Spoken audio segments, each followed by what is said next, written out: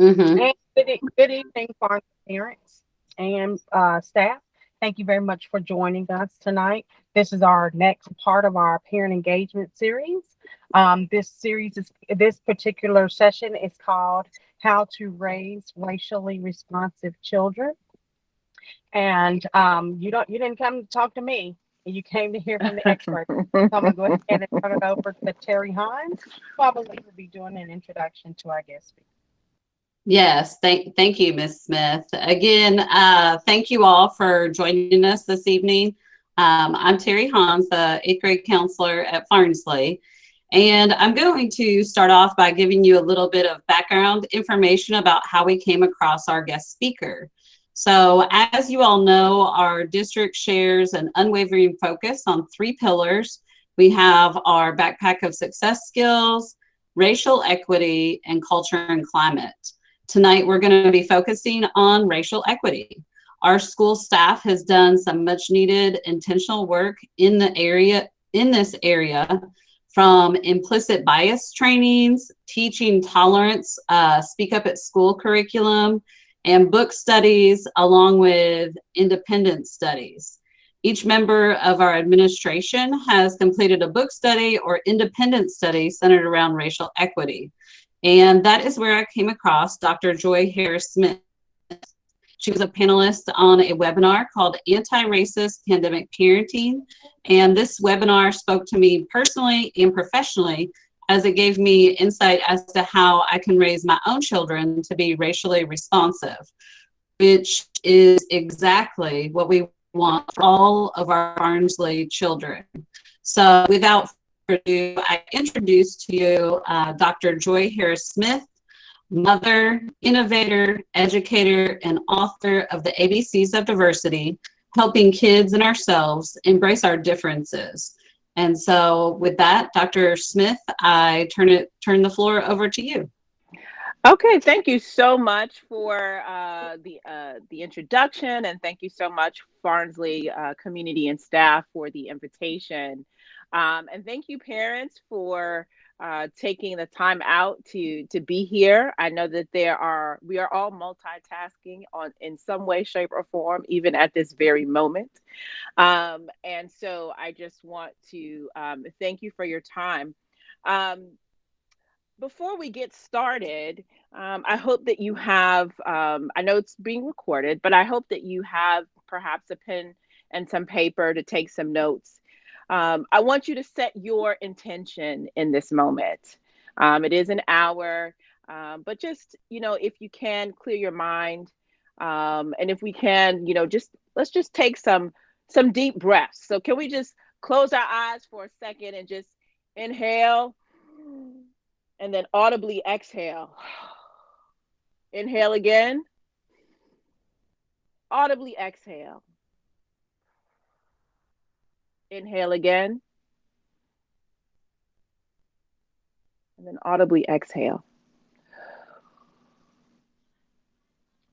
Believe it or not, when people do this, it stimulates the vagus nerve, and there's a whole lot of other benefits, is why people talk about mindfulness now, why that's such a big thing. So just if we can clear our plate just as much as possible for these next few moments. I have a lot to try to share with you in the next hour. I've broken it down. I'm thinking 5 minutes per slide, hopefully, because I want to leave room for questions. Um, as I thought about the topic, raising racially responsive children, um, I thought that it was most important to kind of look at who they are or get a sense of who they are. Um, Talk a little bit about culture and communication, and then we can get into strategies for improving. And I'll introduce this idea of cultural intelligence. I'll talk about the book ABCs of Diversity, and then we'll get into some tips and best practices and possible additional resources for consideration. I am a by training a junior high school teacher. That is where I started, and I also taught special education. Um, I then eventually transitioned into higher ed, and my area is communication and culture. And so that is where I approach this topic, and my co-author and I, how we come at this book. So I'm going to share my screen with you. And let's see, hopefully this goes without a hiccup. And I think we are doing right. And if somebody can just let me know that they see this. Yes? Yes, ma'am. Okay, awesome. Thank you so much. Let me just get rid of these. Okay. So the first thing I think is important is to try to understand who Generation Z is. Now, granted, children born after 2013, it's usually children between 1995 and 2013, but even in the past 7 years, some of these, they sometimes will move those numbers a little bit. And the next generation after Generation Z is Generation Alpha. And there's not much information. There's information currently being written on them. So Generation Z, I think, is quite appropriate to talk about the children, the middle schoolers, and perhaps even some of the high schoolers that you are interacting with. So these are some things. They're called the lead generation, right? They they use social media. They're on the phone. They know how to send email. They know how to use various social media platforms. Also, think about this. They also grew up in a post 9/11 world. So just think about that. September 11th. They grow up post September 11th. They are also the most diverse and multicultural of any generation seen in the US. Someone might need to mute themselves because I can hear you. There tends to be a greater desire for equality in social aspects. And their patterns of how they purchase and what they like are helping to really drive the world. They're also referred to as digital natives, right? Which means that they've grown up with the iPhone and, well, not just the iPhone, but just they've grown up with technology. Many of us can remember perhaps, and, don't be embarrassed, because when I think about it, I feel like I'm dating myself as well. But I remember when the Commodore was introduced, right? The computer was introduced. And so as I think about that, these kids don't know that, right? Or grandma's rotary phone, the one that you stick your finger in and roll all the way around. These kids have no idea what that is. They have grown up with technology, the instant generation. And I think that it's important to understand that because it impacts the way that they communicate and what's going to engage them. So they have the ability to process lots of information in a short period of time. They tend to have a lower attention span. And sometimes we think that this is a negative thing. And it can be challenging for those of us who are used to doing things in a traditional way, educationally speaking. But some of these things are also, good things. So they rely on the experiences of family, peers, and reviews, right? This is the age of customer reviews. They read reviews a lot. They experience first and then they purchase afterwards. They require speed in all things. If it's not quick, they're like, I'm moving on to the next thing.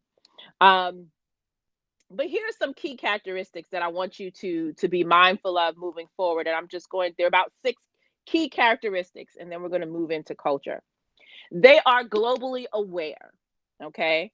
Remember that they've got YouTube. They don't just have cable, right? We grew up with cable, or cable may have been a luxury for us. But they've got YouTube and a ton of other social media platforms that have them instantly connected to people around the world. Okay. So they are globally aware. That's celebrities, fashion, food, online entertainment, okay? The second thing, I've kind of alluded it to already, they're speed demons, right? They need speed and instant gratification. Give it to me now, give it to me now. Um, they are collaborative, believe it or not. They want their voice to be heard, and they want to be involved. Um, this is what has given rise to the influencer, um, influencers, people who, for example, I will talk a lot about YouTube only because as a parent, my kids are on it, and they are 6 and 5. So that's will just give you some perspective. I learned about um, other young children whose parents basically started YouTube channels. And my kids would watch cartoons, but they would watch these other kids on YouTube opening toys and trying out different things. So they're collaborative. Digital natives, right? I mentioned that already. iPads, Facebook, smartphones, tablets, whatever kind of technological device, they're on it and they know how to use it. And it seems like when they get here, as soon as they come out the womb, they know how to use this stuff. Their entertainment, I won't say addicts, but they like to be entertained and they seek out entertainment. So entertainment is something that is, huge. They're micro miners, and that means bite-sized information. And that may seem overwhelming, right, for those of us who have grown up and perhaps are still in situations where lectures, right, are happening. But we have to break down the information and give them a little bit at a time. They digest small pieces of information at a time. So this is Generation Z. This is who they are. And this is just a few other things that kind of get at who they are. So again, they multitask, they're diverse, they're competitive, they like convenience over brands, they're social influencers, they're independent, but can be collaborative. They stream video services much more than they do watch cable, and different ways of learning. Okay, so this is who they are, and this is different from previous generations. Again, remember these are some events that they have grown up in, right? They are, part of the No Child Left Behind generation, DACA, right? The opioid crisis, that financial crisis of 2008, Parkland shooting, and of course, tons of other shootings that have occurred since.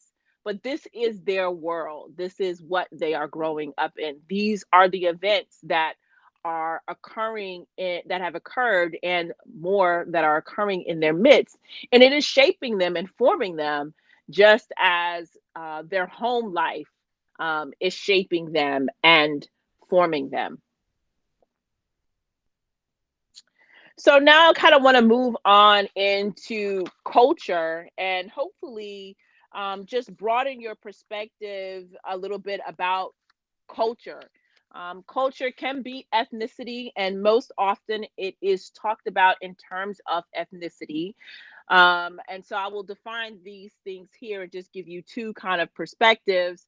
But I also want to elaborate on just a little bit some other things of culture, some other types of culture. So culture, it's a reciprocal relationship between communication and culture. You cannot have one without the other. So culture is going to be, those things. Oftentimes we look at the visible things, right, that shape our world view. So it's the stories we tell, the food we eat, the places that we go, the traditions that we have, right? And oftentimes, generally speaking, people are coming from an individualistic culture or a collectivist.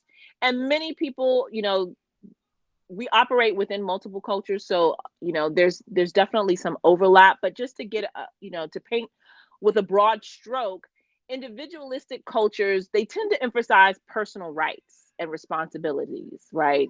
And privacy, and being able to voice one's opinion, freedom, right? Innovation and self-expression, right? They value the individual right of a person to make decisions. A collectivist culture tends to emphasize community, collaboration, shared interest, harmony, the public good, and the avoiding of embarrassment, or what they call saving face. And so saving face oftentimes will mean that even if they disagree with you, they probably will not do that publicly, because that is one of the things, that's what it means to belong in part to a collectivist culture.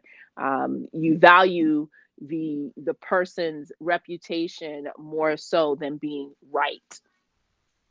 But there are some other cultures, and matter of fact, let me write them on here, and I apologize in advance for my handwriting. There's generational culture, which is part of what I was attempting to set the stage. There's generational culture, right? We know there's ethnic culture. We know also that there's school culture, right? We know that sports teams have cultures. And so think of all of the groups. We know that churches or any religious organizations to which you belong also have cultures. So culture can be understood in a very, there are a number of different types of cultures to which we all belong. And so these things are also at play. So more formally, what is communication? And I've given several definitions, and I'm going to highlight them as I talk about them. Okay. Like I said, I come out of the communications discipline. That's my area. And so the National Association of Communication, this is how they define it. It is how people use messages to generate meanings within and across various contexts, cultures, channels, and media. Okay, there's a whole lot more we could say, but in the interest of time, this is a working definition of communication. Now, communication isn't just the verbal, but it's also the nonverbal, and oftentimes that gets overlooked.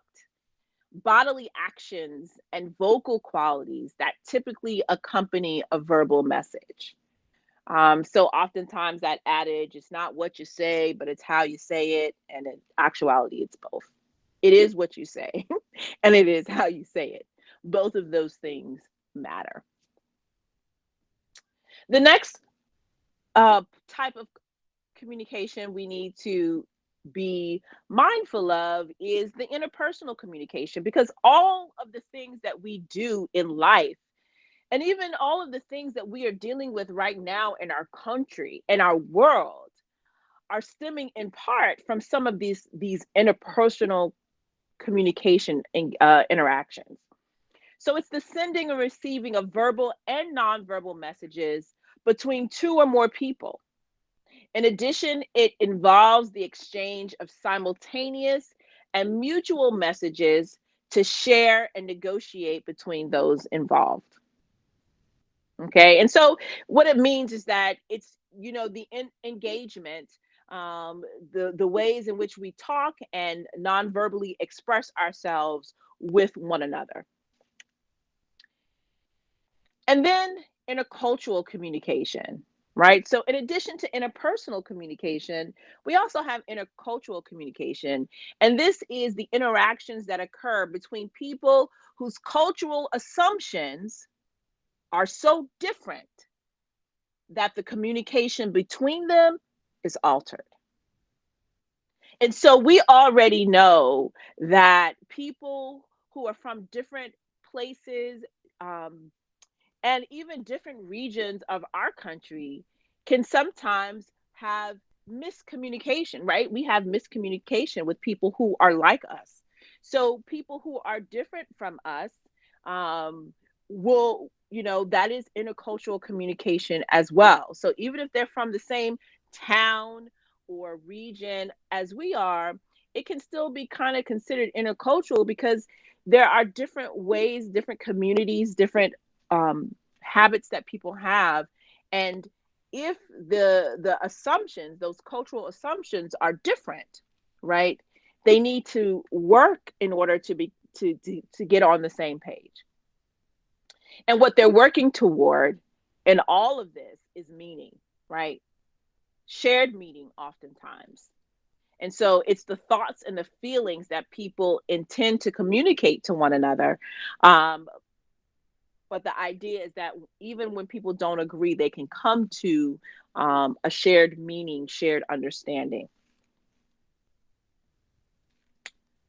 Here are some barriers to shared meaning. These are the things that challenge us as we communicate with ourselves, with our children, with other people who are from different places and spaces. Okay, and this is important to raising racially responsive children because these are some of the things that impact them as well. Okay, we have, well, I'll talk about all of the types of noise is either internal or external. Okay, so let's just talk about the physical noise. So physical noise is that external noise that makes a message difficult to hear or otherwise receive. So if you have a teenager in the house currently, that's them playing their music too loud and you getting on the phone and not being able to hear. That's you driving in the car and people are chatting and talking and your phone rings and you're unable to hear.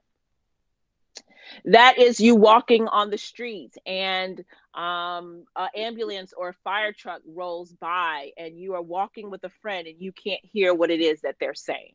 That's physical noise.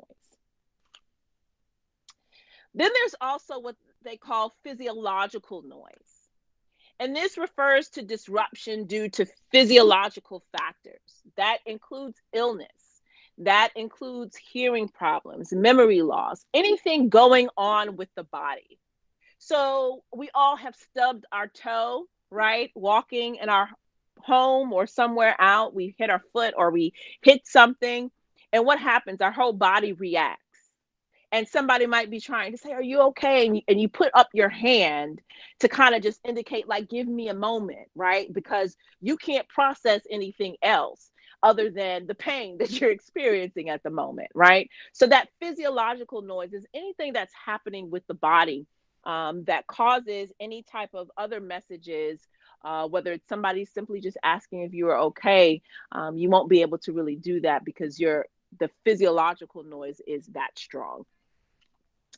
Next, we have semantic noise. And this occurs when communicators apply different meanings to the same words or phrases. Now, I'm going to date myself right now. I grew up mostly in New York. I did live for a time in North Carolina. My dad was, in the Air Force. But I spent most of my growing up in New York City in Queens. And we used to use this word. Like I said, I'm dating myself, but it's okay. That word fat, right? And I know adults at the time thought that the kids were talking about this word. And so there was confusion. I don't know what words they use right now. Well, no, actually I do. They're usually those acronyms from, in text messages. But think about the words the kids use now, right? Think about how you feel when you hear them, right? And you're like, what? Or remember the first time you heard them use a phrase or some terminology that felt foreign to you. That's semantic noise because you're trying to understand what they mean, and it may not be what it is that you think it means. And then last, but certainly not least, well, actually not last, but almost last, is the psychological noise, right? And that refers to interference due to attitudes, ideas, and emotions experienced during an interpersonal interaction. So what does that look like? Really simply, it can look like someone getting up to speak about something, particularly a topic such as this, and you have already made up in your mind, right, how you think and feel about the topic, right? So the person really doesn't get a hearing because you have determined in your mind what it is you think and believe on this issue. And so that is attitudes, right? Ideas and beliefs that are already set so that you really don't hear what the person is saying. That's psychological noise.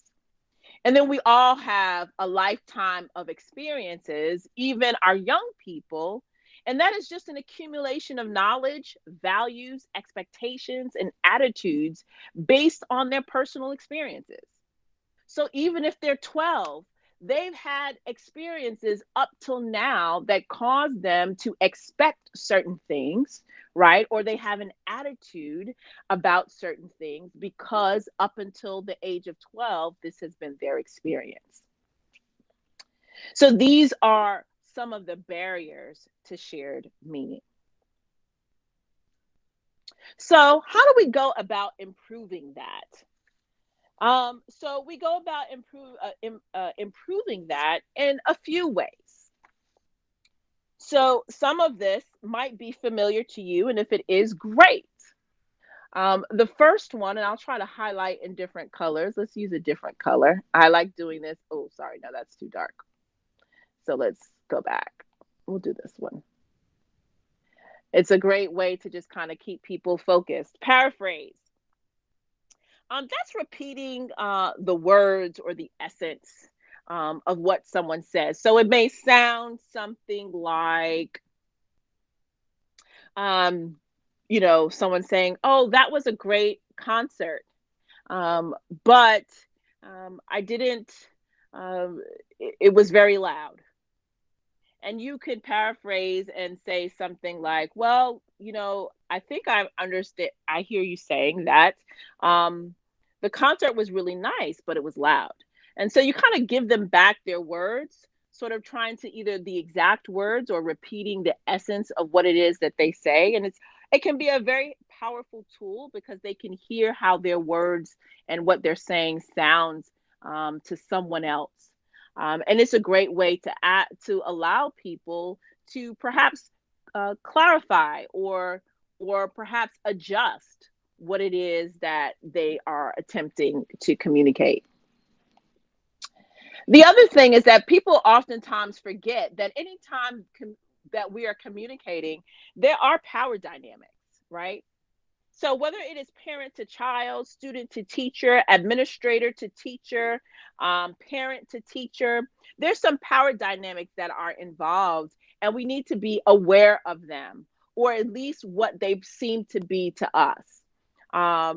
Because that also is helpful, and it can help you adjust the message that you send so that the other person is perhaps not feeling the weight of that power dynamic. The other thing is asking clarifying questions, right? These are simple questions of fact, and they help to clarify the dilemma and provide the nuts and bolts so that participants can ask good probing questions. So examples of a clarifying question is like, is this what you said? Or did I hear you say? What criteria did you use? Did I paraphrase what you said correctly? So those are some examples of clarifying questions. And these just help to encapsulate. It's similar to paraphrasing, but these are just tightly nuts and bolts. It helps you to understand what's being asked, and it also helps the person who's made the statements. The other topic we have here is, we've kind of talked about clarifying questions, mirroring. Okay, so mirroring is imitating the verbal or nonverbal behaviors. I know that from my time being in the classroom, sometimes showing the students what they look like by imitating their behavior or a stance that they may take helps them to see themselves. It gives them a chuckle, it breaks the ice, it causes them to release some defenses sometimes, and they're able to kind of see perhaps what they look like. So mirroring, and that's imitating the verbal or nonverbal behaviors. If we can refrain from judgment, you know, we all will make evaluations. We all, we all will make the evaluations or decisions that need to be made at some point. But sometimes it helps to refrain from coming to a decision and just kind of being able to hear, right, without putting a period somewhere where there's actually a comma, right? Give the person, the student, a full hearing. Allow yourself to hear all of what they're saying before you insert a period. And again, that's just holding back what you think and what you feel, or what the policy might be, to allow for the fullness of what is trying to be communicated. Two more things, and then we'll move on. Reframing. It looks similar to well, reframing is more specifically trying to look at something from a different perspective, right? The idea is if you can adjust, if you can reframe something, perhaps the person will begin to understand. So one is, I think if you Google it, there's a picture where there are two people and they're standing across from each other. And from one person's view, it looks like a 6. And the other person's view, it looks like a 9, right? And neither one of them is incorrect from their perspective, right? But they have very different perspectives. Okay. And last but certainly not least is something in communications that we call proxemics. And proxemics has to do with level of how close or far away you are physically, right? And that can sometimes indicate power dynamics. Not always, but it can. And to be aware of that. Sometimes you might need to be farther away from some people. And sometimes you might need to be closer. And you have to figure that out. I remember a student of mine, and I did not realize that he had a obsessive compulsive disorder, among a few other things, but I went to touch him and he pulled back, and I was like, okay. And then I found out later that he did not like to be touched. So I always made sure that I was intentional about keeping my distance and that I did not get but so close to him, because that was part of what he needed to feel safe and be okay. Now, all of you have come to learn specifically about raising racially responsive children, and all of this stuff is important. It is part of what it means to then teach your children to be racially responsive, because you can't give them what it is that you don't have. So far, we've set up the context. We understand who Generation Z is. We understand a little bit about culture. We understand some things now about communication. And we've gotten some strategies for improving our communication, not just with our young people, but also with people, period. Right? So all of what I've talked about is useful, particularly, not specifically only with young people, but with anyone. One of the theories, or I should say, one of the ones that I'm most acquainted with and I teach on and I use is cultural intelligence, right? Most of you have heard of IQ, you've heard of EQ, right? IQ is intelligence quotient, EQ is emotional quotient, and CQ is a cultural intelligence. And it is the capability to function effectively across various cultural contexts. And here we see some examples of cultural context: national, ethnic, organizational, generational. Okay. This has been out now for 20 or so years.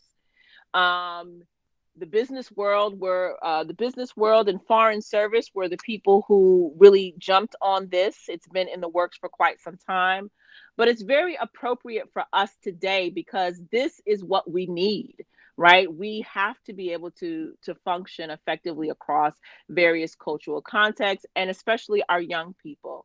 And so I'm going to talk just for a few moments about this and then move into the ABCs of diversity. So there are 4 capabilities as it relates to cultural intelligence, right? One is CQ drive, and that's your interest, your drive, and your confidence to adapt to multicultural situations. And so you might think like, well, think about where you live, think about the places that you frequent, and then think about who's there. Is it a homogeneous type of situation? Or think about where you worship. Are those homogeneous types of places and spaces, right? So CQ drive, that's your interest, your drive, and your confidence to even want to be in multicultural situations. Then there's CQ knowledge. And that has to do with your understanding about how cultures are similar and different. This doesn't mean that you need to know everything about every culture. It's impossible, right? But there are some things that you might be able to discern, or that you might know from, about cultures. And I'll just give you a perfect example. I guess 2 years ago, or almost 3 years ago now, I think it was 2019, I went with another professor. We went to India. I'd never been to a Sikh temple before in my entire life, but I have lived in other parts of the world, and I brought a head covering because I just sensed that if we were going to a temple, 9 times out of 10, a head covering is required. And what do you know? We get to the temple, and I am the only person in the group that had a head cover, but the Sikhs provide you with a head cover because they expect tourists. And of course, this is all pre-COVID, but they, men and women are supposed to cover their heads in the temple. And it's a sign of respect. Interestingly enough, it had nothing to do with religion itself. It was more or less a sign of respect, and men and women covered their heads. Again, I point that out, a short story, just to show you how I've never been to a Sikh temple before, but having lived in other parts of the world and having a general sense that this is something that's customary, the head being covered is customary, I just kind of assumed rightly that more than likely I was going to need a head cover. CQ strategy, your awareness and ability to plan for multicultural interaction. So that's really just thinking ahead. So when you're going to go into a situation in which it's a multicultural setting, or perhaps you are going into a situation where you are not the majority, but it's a different culture, it's a foreign culture to you. Do you plan or think ahead? Does it mean to be obsessive? No. It just means if I'm going to go to someone's house and they remove their shoes, right? I have to remember I need to remove my shoes. Or another example is in college, I studied abroad, and I studied in a culture that was very different from mine. It was religiously different from mine, and they only used their right hand for certain things, right? So if you only use your right hand for certain things, your left hand was used for toiletry needs. So everything was done with the right hand. That's something that being a right-handed person was, of course, to my advantage, but I also had to remember that I couldn't use my left hand right when I sat down to eat, right? Because that would have been viewed as rude or disrespectful, or people would not have wanted to eat from that plate afterwards. And then lastly, we have CQ action, and that's your ability to adapt when relating and working interculturally. So can you shift gears? Does it have to be your way? Are you willing to make adjustments? Are you willing to be flexible? It doesn't mean that, you always have to be the one to give. It just means that, you have to be willing to be flexible. And we have all been living that life right now with being online. And I just want you to keep these things in mind. You can definitely get online and look into cultural intelligence some more, but this is just to give you a framework to think about how you might extend yourself, and then perhaps also challenge your children as you challenge yourself. Okay, so it's just kind of trying to encapsulate this a little bit. Okay, coming down to the end. Of course, this is the book that I co-authored with my friend Carolyn Helsel, The ABCs of Diversity, Helping Kids and Ourselves Embrace Our Differences. Carolyn is white and lives in Austin, Texas, not too far from you all. And well, maybe far, but she's closer to you than she is to me geographically. We met at Princeton. And she teaches at Austin Presbyterian Theological Seminary. And we came together to do this book. And we wanted to offer a toolkit, a way to begin for parents. So I'm going to zero in just a little bit. And these sheets are available for free at Chalice Press. So if you go to Chalice Press, you can download these sheets. I'll see if I can also get the link to Ms. Hans as well. But just to give you a framework of the book, there's these automatic ABCs. They stand for afraid, back away, and control. I'm of the firm belief, again, that you can't give what you don't have. And as we are thinking about raising racially responsive children, you have to ask yourself, are you racially responsive? In what ways are you racially responsive? Right? And so the book is really asking parents and adults and people who work with children to think about themselves as they do this, and then you can walk children through this. Right? So afraid, back away, control. If you are afraid, ask yourself what makes you feel afraid in this space. If you find yourself in and around people who are not like you and you begin to feel afraid, or you're having a conversation and you begin to feel afraid that involves race, and you begin to feel afraid, what makes you feel afraid? Backing away. If you notice yourself physically wanting to back away, figure out why. Because oftentimes these responses that we have, they're very bodily, they're visceral, right? And so even if we don't voice them, we are feeling something, right? And we're asking you to lean into those feelings, to pay attention to your body. And what is your body telling you, right? C stands for control. Sometimes people attempt to assert control in circumstances where they begin to feel like they're not, or that it's out of control. And to figure out why is it that you feel the need to control the situation? If we're talking about a race or equity or injustice in some way, but you want to steer the conversation in a different direction, why is that? And we know that people can't always sit down and write it down and do critical self-reflection, but critical self-reflection is important, and it is something for us to be exemplars of, so that we can share that with young people. Right? The power of story is helpful. And when you're able to communicate to your young people, your students, your children, that you too struggle in a particular area, if it's a struggle, they hear that. Right? They hear that in a different way. Or if they see you reading something, or see you watching something, it causes them to kind of perk up and pay closer attention. But notice these automatic ABCs, right? And think about what it means for you to learn the language of diversity. How are you being racially responsive? When do you notice yourself afraid, backing away, or attempting to control a situation? Sorry. The second one is intentional ABCs. And this is personal introspection to stay engaged. So the first one is unhelpful but predictable responses. I'm sorry to go back. I didn't mean do it like that. But the first one is unhelpful but predictable responses, and these are the bodily ones, right?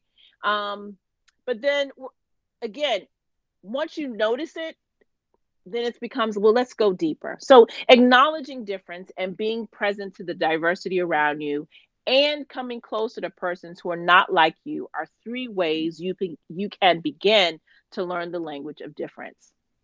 Acknowledge, right? It's here. What happens when you acknowledge the diversity around you, right? What happens when just, sometimes people say, deal with the elephant in the room, right? So what happens when you deal with the elephant in the room, right? Just deal with it. It's there. It is what it is. Let's just deal with it, right? What happens when you do that? Be present. Prior to COVID, right? We were all hustling and bustling and doing what it is that we normally would do. And all of what's happening now has caused many of us to question perhaps, in some cases question, slow down maybe sometimes. But there was this long time where we were sort of on this pause button, right? It's slowly, depending on where you are, it might be, I don't know if we will ever see pre-COVID days again. But the point of the matter is that some of us have figured out that that we had to be present in a way that we did not before. There was a demand on us to be present in a way that we were not before. So notice how you can be present, right? And that means also being uncomfortable. Because there are some people for whom being uncomfortable is a regular occurrence. Let me say that again. For some people, for some groups of people in this country, being uncomfortable is a regular occurrence. So for those of us who desire to be allies, to be present with people, to help out, right? It means sitting with the uncomfortability and knowing that for some people, that's not even an option. And then coming closer. In what ways could you physically come closer to someone and begin a conversation? I talked a little bit about nonverbal communication. Nonverbal communication says a whole lot, right? It speaks when people don't open their mouths. It's the clutching of the purse. It's, and can people miscommunicate? Absolutely. But sometimes, in this, all of what's going on, we realize that, humanity, regardless of where you come from, we need each other, right? We need each other. And so how do we come closer to someone to begin a conversation? How do we work up the nerve to ask a question or invite someone to coffee or any of those things, right? So these are the intentional ABCs. I'm looking at my time. I see it. Last but certainly not least, it's the interpersonal ABCs, building a more just society. So this looks like how can you access the information, or rather accessing the information and the people near you. Build upon what you have accessed, and don't forget to cultivate new relationships, networks, and opportunities to nourish life all around you, particularly those whose lives are most threatened. Access. There are places and spaces that some of you have access to that others will not have access to, but you can provide access, right? How can you be a vehicle? How can you connect people, right? There are people who are connectors, right? They do that for a living. They connect people who can then work together and build. So even if you can't be the person to extend the resource, you might be able to connect someone else who can. So how can you do that? How can you increase networking opportunities for others, or provide access for others into places and spaces that they would not? Build. How can you build upon what you already know, right? What resources can you get a hold of? How can you build a deeper connection with others in this space?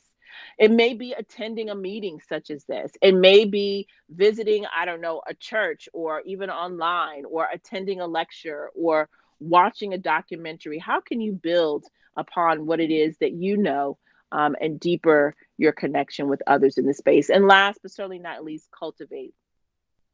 Again, it's about, you know, the idea, this image, this particular ABC came from gardening. I garden. I've been doing it for a couple of years now. And what I like is that, you know, when you're cultivating, you know, when you're growing a garden, you put things in the ground and you have to come and check on it, right? And you have to water it, and you have to weed things. And the goal in all of that is so that the garden will flourish, right? So that the fruit will flourish and that you can then utilize it, right, to your betterment. And so how can you participate in cultivating or the flourishing of others? And so these are the ABCs of the book. And yes, these are the ABCs. This is what we have put here in the book as a way to help parents begin to think about it. And here are some other questions just for you to consider. As you're raising racially responsive children, what is it that you want them to do? Where do you want to go with this? Is it a skill? Is it specific knowledge? And why is it that you want them to have that? And so this is, I guess, me getting into my teacher space head a little bit. Where do you want them to go? How will you know if they've arrived? How will you know if you've arrived? What do you need to help you get there? What do you need to help them get there? What are some specific tools, right, that you might need to get there? And just in the interest of time, tips and best practices: decolonize your mind and your bookshelf. If you go and look on your bookshelf, see what's there. Who are the authors? Who are the people that you pay attention to? And if it starts to look homogeneous, then it might mean that you need to step outside and go start to look for other authors and people who provide content, who provide a different perspective. Think outside the box. I know what it is to be an educator and a teacher and to have frameworks, but it's okay to step outside of that. When you step outside of that, you open up possibility. Don't be afraid to try something new, because when you do, you free yourself and you free those young people or those who are with you. And just think about where you are now and where you would like to go, because that will help you begin to find some direction as it relates to doing this with your children.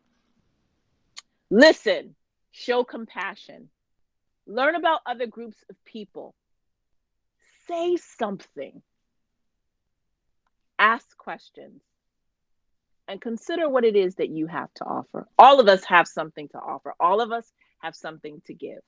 And we just have to figure out what that is. And when you know what it is that you have to offer and what you have to give, then you can then assist our young people in doing the same. I'll make sure that Ms. Hans gets this. These are some resources. I've divided them up: TV, film, books, and some Instagram, as we know that our young people are on social media. These are some places where you can continue to educate yourself and perhaps then bring these to your children. Watch them with your children. I had a mother who would sit and watch. I remember when Beverly Hills 90210 came out, and my mother sat down, God rest her soul, and watched it with us, because she was like, I need to know what's going on in this program. So I will make sure that she gets this. But I know that perhaps there are questions or thoughts that people, I don't know, have or would like to share. I've kind of come to the end of my time, and I know we've got a few moments for questions if there are any. Can you? Oh, my camera is not on. Okay, there we go. Thank you, Dr. Harris. So parents, teachers, staff, if anyone has any direct questions for Dr. Harris, you can come off mute or you can put it in the chat and we can share those with her. Also want to encourage you while you're typing your questions or think about what questions you have, to please fill out the Google form. We have one of Dr. Harris's books for each one of you for attending tonight. So we're so excited that you could join us, and we want to make sure that we get this to you. The Google form has a place for you to put your information so we can make sure that you get your copy. So if you have any questions, feel free to unmute now or type it in the chat.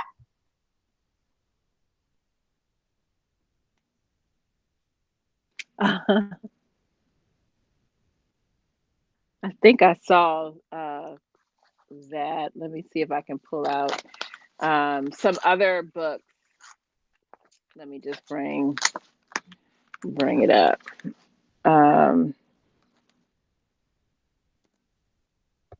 I think there is another question, Ms. Ellis. I was thinking the same thing. So thank you for asking it.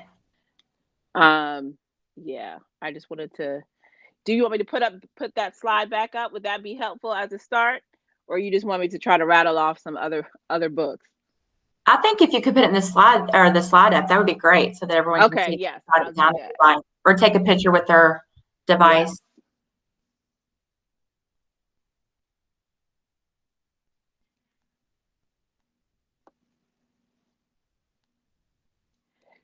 So I'll start to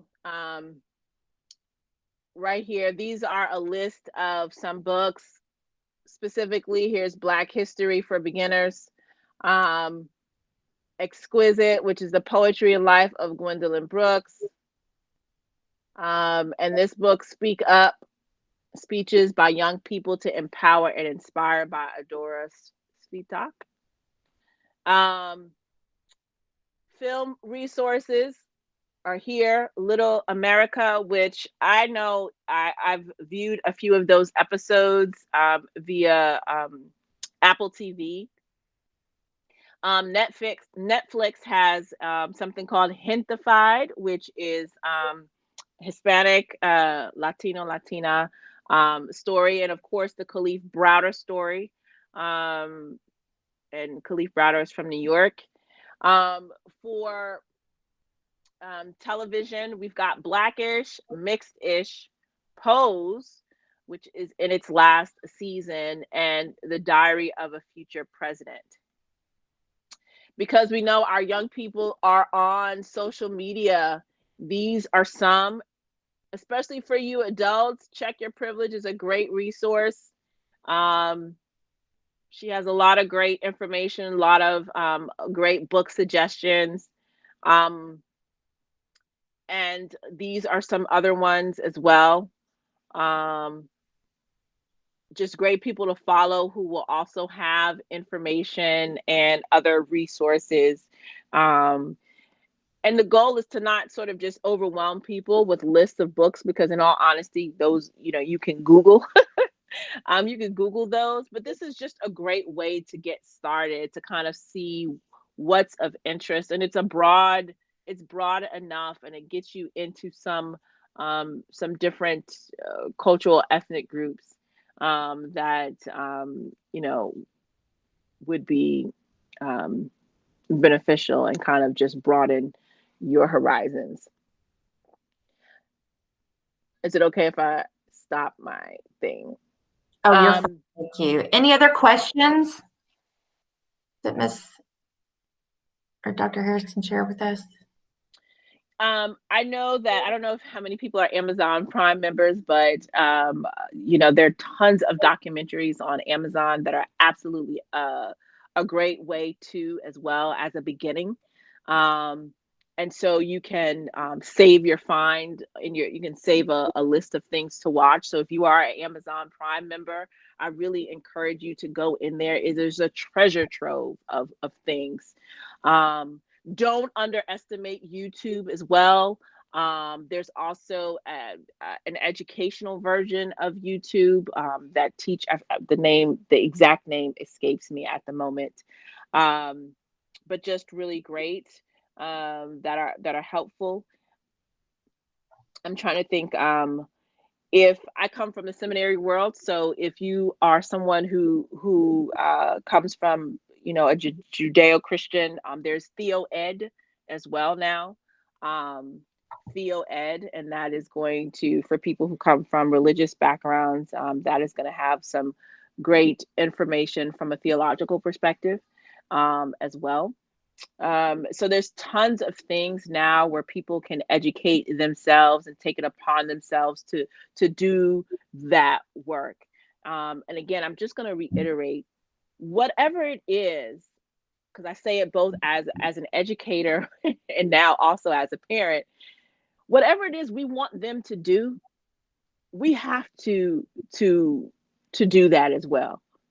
We have to show them that, because if we don't show them that, you know, they're going to learn something from some other people. We know that there are other forces, right? And I've tried to show you how their world has already been shaped, right? And we're shaping them as best we can. And so you've got all of these forces that are there. But parents, teachers, educators, we can still be such powerful influences. But it's a calling, and we have to be willing to do our work too. So I'll preach all night if y'all let me, so I'll stop now. One last outreach of any questions that anyone might have before we wrap up today.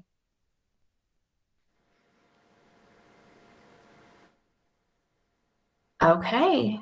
Well, Dr. Harris, we want to thank you so much on behalf of Farnsley staff and parents and families for doing this with us tonight. I'm so excited to share this book with everyone, and I will make sure that you get this within the next week, parents. So please, if you're just joining us, if you came in at the end, fill out the Google form so we can make sure we have your information, and I'll know how to get this book to you. It's fantastic, and you will not be disappointed. All right.